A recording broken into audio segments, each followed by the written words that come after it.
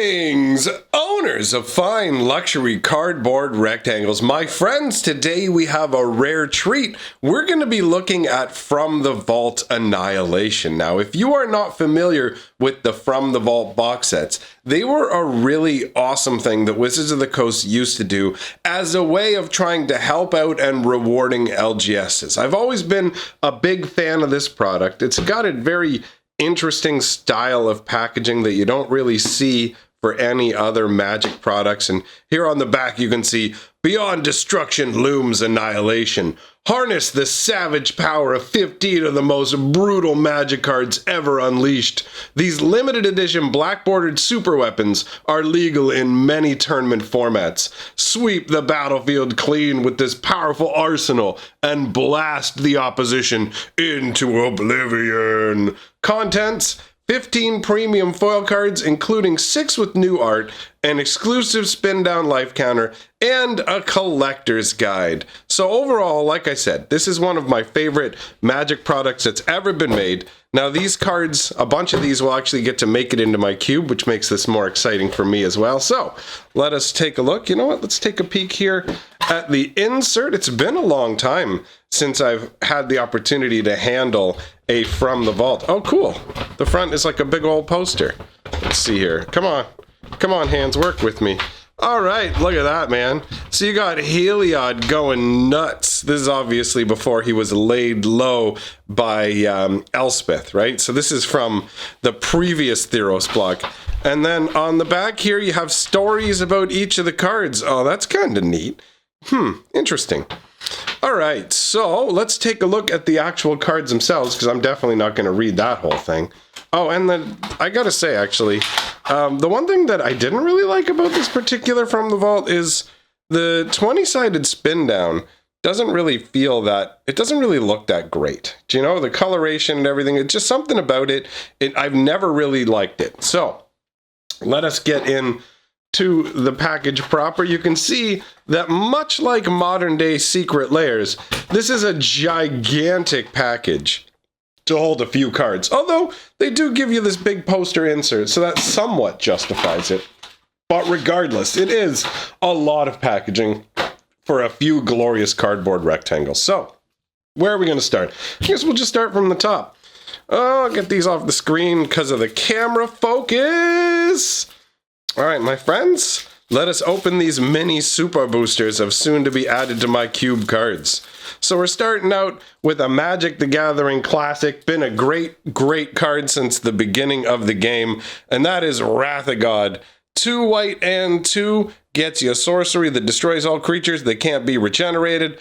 Flavor text on it says, "Legends speak of the lost coastal polis of Atlantin, where the inhabitants, whose inhabitants hubris enraged the sun god Heliod." So you can see Heliod here just getting angry. "You think you're better than me? Well, you're wrong. Get speared, son." And he's driving this massive, powerful spear down into a city. And people are just being blown out into the sky. I mean, what's going to make you religious faster than this? I can't think of anything. You know what I mean? If you were on the fence, I don't know if I believe in the gods. And then one shows up and says, "Kablam, your town's gone." It's like, okay, there's undeniable proof. And the From the Vaults have a really enjoyable foiling to them. I don't know how well it's being picked up on the camera for you guys, but dude, the foiling on this is absolutely awesome. So, Wrath of God is an awesome choice. That's definitely cube worthy. Oh, Child of Alara. What a weird card. So Child of Alara is 1 of every mana for a legendary 6/6 avatar with trample. When Child of Alara dies, destroy all non-land permanents. They can't be regenerated. The flavor text says, "The progeny of the Maelstrom shows no allegiance and no mercy to any of the 5 shards." So this is, from the Shards of Alara block originally, where the shards were fractured and then all of a sudden they came together and everything went crazy. But the idea of this weird, like, look at it. It's just a weird, gigantic baby. It's so off-putting, honestly. This is one of the most off-putting pieces of Magic art that I have ever seen. Although the card itself is absolutely going to make it into my cube because it fits the style of cube very well. And board wipes are a big deal, so you're in as well. All right, then we've got the Decree of Annihilation. Oh yeah, this is a good card. 2 red and 8, so 10 mana. What a cost, eh? So it says, it's a sorcery, exile all artifacts, creatures, and lands from the battlefield. All cards from all graveyards, and all cards from all hands. So this is a massive Decree of Annihilation. Every artifact, creature, land that are on the battlefield, they all get exiled. All cards from everybody's hands and graveyards also exiled. So, I mean, obviously, nowadays with Planeswalkers, this can't affect them, but this card was created long before Planeswalkers existed, right? This was originally back in the, what was it, Legions? No, Scourge? It was definitely the Onslaught block that this card showed up in. And it's got cycling for 7 mana. That's a lot of mana to cycle a card, but the reason for that is when you cycle Decree of Annihilation, destroy all lands. So you can literally exile virtually everything, or you can just use this as an instant speed cycle triggered discard. Like, this can't be countered with counter spells when you cycle it. They have to have something that stops like triggered abilities to stop that from happening. And the artwork shows just absolute annihilation. So that works, doesn't it? Looks good, man. I really love the foiling on this. So again, this is definitely going to make it into the cube. We're 3 for 3 now on cards that will make it into the cube. Then we've got Fire Spout. We're taking the insanity down a notch here because this card is not as insane as Decree of Annihilation. So it is a hybrid red, green, and 2. I remember when hybrid symbols first showed up. That was really crazy to me. So Fire Spout is a sorcery. It deals 3 damage to each creature without flying if red was spent to cast it, and 3 damage to each creature with flying if green was spent to cast it, and you do both if both colors were paid. So for 3 mana, you can do 3 damage to every creature in play, which isn't too shabby. I mean, it's not amazing compared to the cards that we've seen, but if you just look at it in a vacuum and think about this card as a concept, this is a massive fire tornado. And look, there's like a mage in the middle that looks like he's calling it out. So it's just going to burst outwards in these massive fiery rings. And you can see these birds flying away, but it doesn't matter because it's reaching up into the sky. Boom, off you go. It's like lava is being drawn up and fire magic's being drawn up through these cracks up into this crazy malevolent whirlwind that's going to just go out in this destructive blast that would be big enough to wipe out all forms of life smaller than an elephant. And this will there's no limit to how far it reaches, right? It hits everywhere. This is absolutely insane when you look at it on its own. So this is definitely a card that will make it into the cube. It's worthwhile. Moving on. Oh, Fracturing Gust. There you go. So it's 3 green-white hybrid and 2, so 5 in total for an instant. Destroy all artifacts and enchantments. You gain 2 life for each permanent destroyed this way. And the flavor text says, Elvish Dawn Hands, test a relic's worthiness before collecting it for the safehold. If it can't stand up to a stiff breeze, it's left behind. I like how this is their idea of a stiff breeze. It's literally a gust that bashes things to pieces. And you can see a skeleton being disassembled here, right? Or a scarecrow, I should say. You can see, is it multiple scarecrows? Yeah, I think it is. I think it's multiple scarecrows just getting smashed to bits. That's some pretty interesting artwork. Although I have to admit, they recently did a secret layer version of this, and I'd prefer to have that version over this version in my cube, but still, this is very much a cube-worthy card. Destroying all artifacts and enchantments, and then getting to gain 2 life for everything destroyed that way is really solid. And it's at instant speed. Like, that is pretty destructive. So we're 5 for 5. The first pack that we opened, all the cards made it in. Let's move on to the next pack here. And we've got the first card we're going to look at is actually a reprint from, this is a Portal 3 Kingdoms card. So the third Portal set was based on the 3 Kingdoms concept. And this is one of the cards from it. So Rolling Earthquake is 1 red and X. It's a sorcery. Rolling Earthquake deals X damage to each creature without horsemanship and each player. Horsemanship is an ability that only exists in the Portal 3 Kingdoms universe, and essentially it operates the same way as flying, where creatures with horsemanship can only be blocked by other creatures with horsemanship. So this is a variation on the Earthquake concept, specifically tuned to this particular flavor universe, And that's kind of funky, right? The normal earthquake wouldn't do damage to flyers, but apparently if you are on a horse, you can escape the earthquake. Don't quite get that from a flavor perspective, but whatever. You can see the mage here up on the balcony as he's just devastating everything with his earthquake that's rippling out ahead of him. Man, that is some powerful magic right there. And since this is board wipe that's, modular, you can decide how big you want. Scalable maybe is the better term. Since it's scalable creature destruction, this is definitely something that is worthy of the cube as well. We're getting a lot of nice additions here. Oh, Smokestack. Now, this is a card for magical jerks. Are you a magic jerk? Then you're going to love Smokestack. 4-mana artifact. At the beginning of your upkeep, you may put a soot counter on Smokestack. At the beginning of each player's upkeep, that player sacrifices a permanent for each soot counter on Smokestack. This is an obnoxious card. The idea behind this, the incremental sacrifices where you can hopefully maneuver yourself into a scenario where your opponent's going to get way more hosed. I mean, there are full-on strategies built around this. I'm sure you've heard of decks called stacks, right? So, or maybe not, but either way, this is one of the cards that creates those hoser-like environments. Now, the artwork is, it's okay. I mean, it's literally what it says it is. It's a smokestack. It's just like it just looks like a dirty industrial zone, and it gives that kind of a vibe, but I'll admit, the artwork doesn't really excite me. This is not like a super exciting looking card, but it is definitely right on point for the flavor in terms of what it's supposed to be, and kind of gross. But in terms of cube power, this is definitely a thumbs up into the cube. So on we go. Next, we've got Terminus. Oh, the first time that we saw miracles. This is one of them. This is a cool card. 2 white and 4 for a sorcery. Put all creatures on the bottom of their owner's library. So this is an interesting departure from normal board wipe style effects, where normal board wipes will destroy or exile all creatures. In this case, instead, you're putting them somewhere that's far more difficult to access, and that's the bottom of the library, right? So this is a great answer for a number of creatures that normally would be a problem if they went to the graveyard, and maybe in some cases if they went to exile, right? Like, there are cards that can even be played from exile now, like the newer Squee. So Terminus says, you know what, actually just put that on the bottom of your deck. And where it gets really amazing is the fact that it's a miracle. So you may cast this spell for its miracle cost when you draw it if it's the first card you drew this turn. So if you top deck this, boom, you can pay 1 mana to do it. And that is a really awesome swingy feel. And the artwork shows this like massive beam of light just cutting through the darkness. Just boom. Yeah, are there any people even shown in this? I can't tell. Oh, wait, they're being flung everywhere. Yeah. Wow. There's tons of little bodies being thrown everywhere. Okay, that's pretty crazy.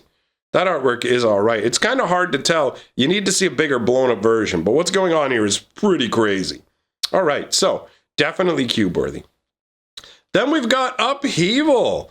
2 blue and 4 for a sorcery. Return all permanents to their owner's hand. And the flavor text says the calm comes after the storm.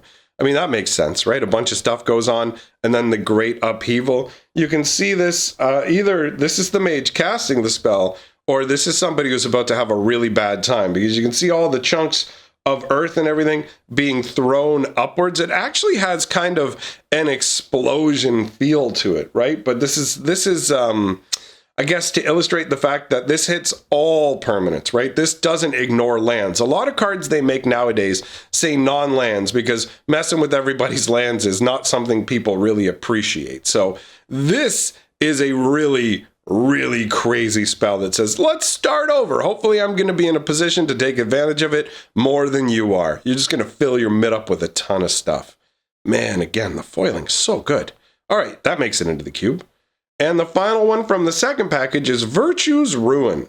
1 white and 1 white. I'm reading the text here. 1 black and 2 for a sorcery. Destroy all white creatures. Flavor text says, all must fall, and those who stand highest fall hardest. This makes perfect sense as a black spell. It's a vindictive concept. White is black's enemy in Magic the Gathering, so the idea that they would like target something specifically to ruin the most virtuous makes perfect sense. And I love the way this artwork's done. You have this pure and pristine looking castle and this kind of swampy murk around it now, like the lands have been despoiled, and whatever soldier was in this armor, his body's just gone, just rotted away to nothingness. And it even looks like he was coming out with like a flag of surrender, like this plague just started and the soldier was sent out. We give up, what are your terms, what do you want? And the mage behind the spell was like, I want you all to die. And it just, oh no, that's amazing. That's pretty cool. Now this one's a little more limited, but still is definitely going to end up making it in my cube. So I like this. Let us move on to the final package of cards here. Are we going to go 15 for 15, all of it making it into the cube? I feel like there might be one or two cards maybe that won't, but so far so good. All right, we've got Living Death. 2 black and 3 for a sorcery. Each player exiles all creature cards from his or her graveyard, then sacrifices all creatures he or she controls, then put all cards he or she exiled this way onto the battlefield. So, in really simple terms, this is swapping all the creatures you have in play for all the creatures in your graveyard. So all of them are just coming back. It's a Night of the Living Dead. And it happens for everyone. So this is some massively powerful necromantic spell that drains the life out of every living being while bringing all the undead back at the same time. And the artwork gives the right vibe to it. It's like a moonlit night in a graveyard mausoleum setup, and you can see there are multiple undead surging forth. That's got some really good flavor to it. And some really good power. I like it because you can use it as a Wrath of God / reanimation effect. Very nice. Cube worthy indeed. On your way into the cube. Martial Coup. All right. 2 white and X for a sorcery. Put X 1/1 white soldier creature tokens onto the battlefield. If X is 5 or more, destroy all other creatures. So this is a card that will let you make a bunch of little wieners and also wipe the whole board except for those wieners, which is pretty nice. The flavor text says, their war forgotten, the nation of Bant stood united in the face of a common threat. So this is, I assume, once all the shards got reunited, this is Bant dealing with a massive problem here, going, all right, we got to get rid of this. And you can see all these soldiers rushing in. So the idea is, with enough soldiers, you're able to wipe out all of the threat, and you're only left with the soldiers. Very solid board wipe, definitely cube worthy. Oh, another original from the beginning of the game card. 1 white and 3 gets you Armageddon. So straightforward. Destroy all lands. The flavor text says, a bloody dawn broke over a scabbed and tortured world. What? That is great flavor text. And look at the world. The lands have all just been turned into this muddy sort of goop morass, and all of it's so ruined that you can no longer draw mana from it. So forests, islands, mountains, all just spoiled. Even swamps turned into this weird sludgy gank that'll do nothing for you. And there's no sign of life anywhere either. This is a very desolate feeling card. Very nice. All right, and you know what? Clearly very cube worthy. This will help you lock in an advantage if you're ahead and just hose your opponent out of the game. Then we've got Burning of Xinyi. I assume that's how you pronounce it. This is another Portal 3 Kingdoms card. This is 2 red and 4 for a sorcery. You destroy 4 lands you control. Then target opponent destroys 4 lands he or she controls. Then Burning of Xinyi deals 4 damage to each creature. Weird. So this doesn't target lands? There's a card Wildfire, I feel like, that's very similar to this card. But that's interesting. You destroy 4 lands. Your opponent destroys 4 lands.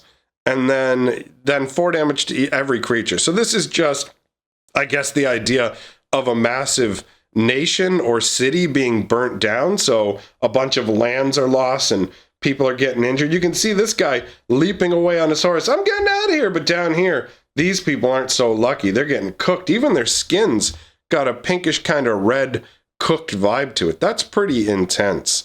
And I mean, yeah, this feels interesting enough to make it into the cube. I have a gut reaction of I don't want to play with this card though, so we'll see. We'll see how it turns out. And the final one we're going to look at is Cataclysm. Talking about destructive spells, this is a great one to end off on. 2 white and 2 for a sorcery. Each player chooses from among the permanents he or she controls an artifact, a creature, an enchantment, and a land, and sacrifices the rest.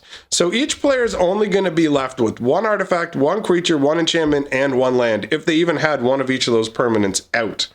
The flavor text says, keep with you only this much: your mount, your blade, and your wits. The rest you can find, build, or take. And that's the Horse Clan's wisdom. I like that idea. The idea of travel lightly. There's only certain things that are indispensable. And the idea is like, there's only certain things you can take with you in a calamity. Take those few things. That's a cool idea to go along with the actual way that this card works mechanically. And you can see in the artwork, this is a dude being forced to flee. He's pulling his horse along with him as divine being, like basically divine godly light is smashing existence. That's intense, man.